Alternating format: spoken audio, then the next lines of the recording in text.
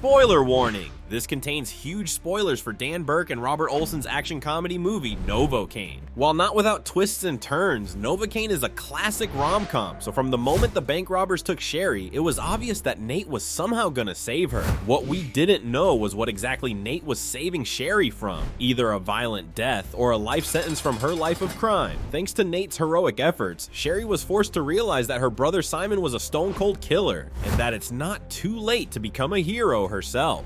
In the end, Sherry gets sentenced to just 8 months in prison for saving Detective Mincy Langston. Nate getting just 5 months of house arrest isn't too bad either, and Nate and Sherry even end up together, with Nate completing his tattoo with a retelling of the final events. Speaking of which, Nate himself actually has a more complete interpretation of the ending of Novocaine.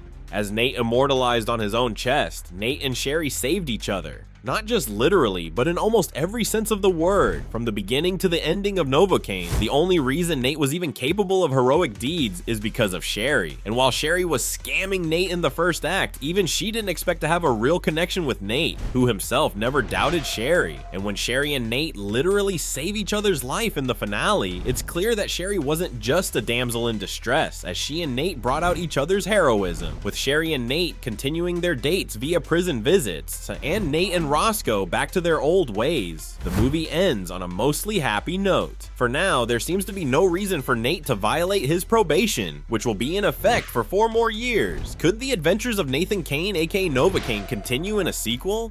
Paramount hasn't confirmed whether a sequel is on the way, but the seeds are there for a follow-up story. By giving Sherry her gun, Detective Mincy already showed that she's willing to ignore procedure if it means catching a perp. And Mincy may have also been promoted, so when Mincy gets assigned to a case that leads to a dead end, she may once again need Nate, the guy who saved the day when the cops couldn't be there on time. That drawing of Super Nate made by Mincy's daughter was a cute detail in the ending, but it may also foreshadow the fact that Nate's heroic adventures aren't over just yet. We certainly wouldn't mind seeing Nate, Mincy, Sherry, and Roscoe working together on another case.